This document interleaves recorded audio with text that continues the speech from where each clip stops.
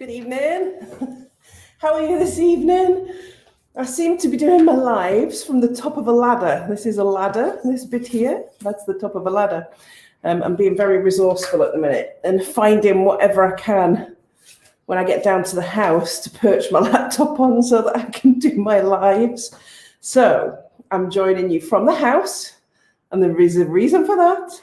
And it's because I've come down to do some sanding and some stripping of the stair rails. And I thought I'd use that as my theme tonight because I had a conversation at the weekend with my sister about stair rails. So I thought, what a good topic to discuss on my weekly live. And you're all scratching your heads wondering what the hell I'm talking about. But never mind. There's a few people dropping on. So I'm going to say hi and welcome to episode 97, I think, or 98 of Creative Genius TV. It's fantastic to have you here. I'm Mandy Nicholson, and I am the Creative Genius Consultant, artist, and author, and broadcasting tonight from my mini castle that doesn't look much like a castle, I can tell you. I'm going to take you around for a look tonight. I'm upstairs, and there's been lots of work happening this week. But I wanted to talk to you. Stair rails.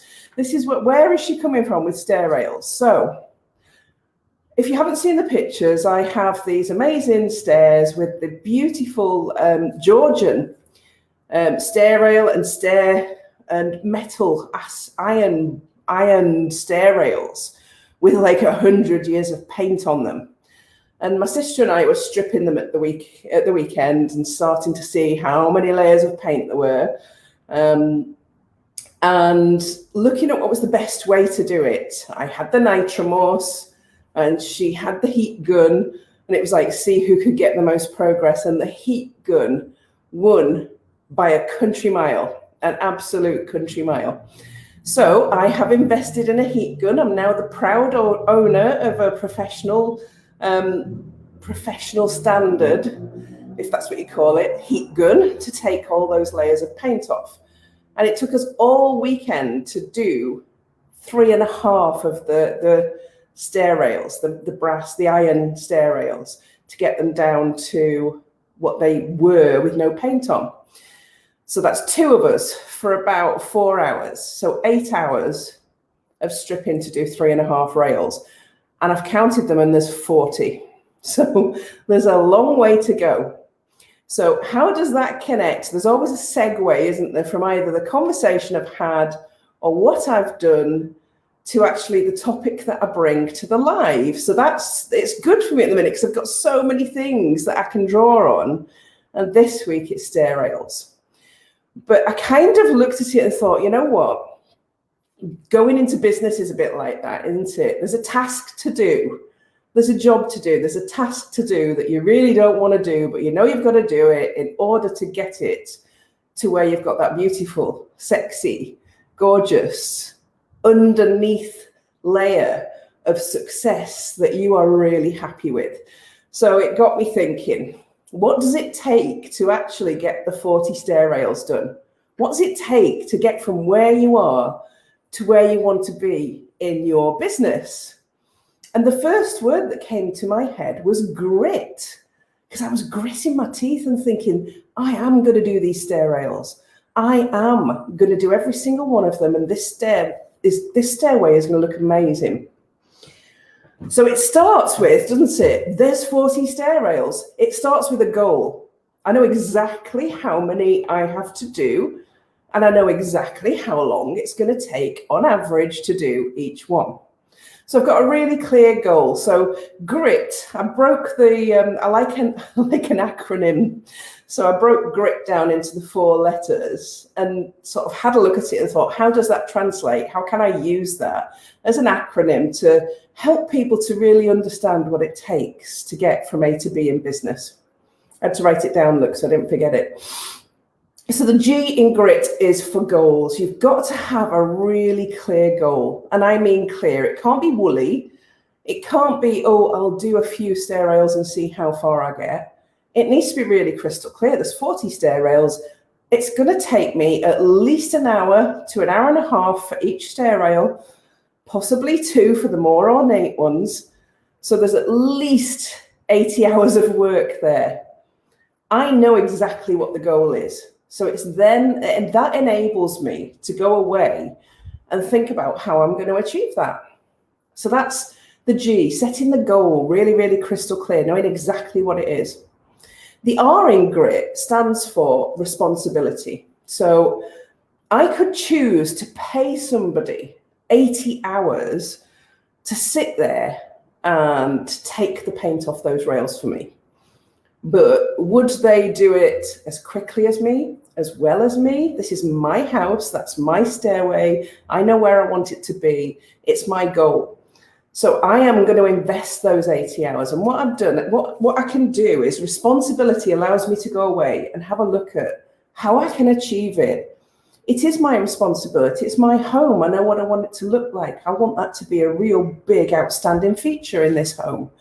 So it's my responsibility to make it happen. Even if I did choose to hire someone and pay them to do it, it would be my responsibility to set the standard and make sure they were productive and check on them. But I've taken full responsibility for those stair rails because I know how I want them to look. So therefore, they belong to me. So the R in grit stands for taking responsibility. So if you translate that to your business, you've got this really crystal clear goal. I want to take £100,000 a year. Whose responsibility is it to set up the systems and the procedures and take the actions to actually get you there? It's yours.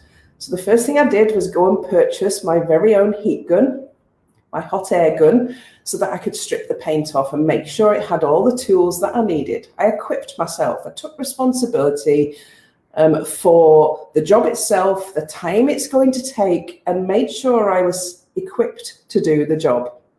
Bought myself the right tool to do the job. If that's your business, it may be educating yourself, filling your skill gap, investing in yourself to make sure that you can do the job ahead of you. The I in grit is implementation. Because next, once I've got the goal and I've equipped myself, I've taken the responsibility, I've got the tools I need to do the job, I've got to go and implement it. So in business, if you've got a goal and it's your responsibility and you've got a plan and you've equipped yourself and you know the time-scales, it's then about going to implement it. Because if you go and implement it, you become the master. Go and implement your strategy on social media. Go and implement what you're learning from your programs or coaching or whoever it is that you're working with to fill your skill gaps. Go and implement and become the master of the thing that's going to get you towards your goal. So the I in grit stands for being a great implementer and actually going and doing the work. And then the T in grit, I threw this about a bit because there's so many things that you could use with the T, isn't there? But I chose truth, because for me, business is about following your truth and sticking by your values. I want to set a standard in this house. And if people see me for 80 hours heat gunning those railings and sanding them down and making sure they're absolutely in really good nick before I paint them in black and make them look beautiful, I'm going to be setting a standard for the other contractors and the other people in this house based on my values and my truth, how I want my business to be, the standards that I want to set. Now, you wouldn't believe it at the minute because I'm standing in a house that is so filled with dust. I've had to have the window open so that I can breathe. And I'm going to show you why in a minute, because there's walls come down and everything today. There's been so much work happened in the last couple of days. So whether it's stair rails or whether it's a whole 7-bedroom house, I want it done to the standard that I see those stair rails being at. So I'm going to take you off the ladder, which I've stolen from one of the contractors. You person, if you can see behind me there's my big space rocket of a tank that's new from British I can't speak tonight. I keep getting all my words wrong. My tank that's got a service 3 bathrooms, so it's really big. So I'm going to take you very slowly so that I don't lose the connection through, firstly, to the Van Gogh room. And I've been keeping you up to date on stories with all the work that we've been doing at the house. But this is nasty. So there you go. Half the wall is down in here. There you go.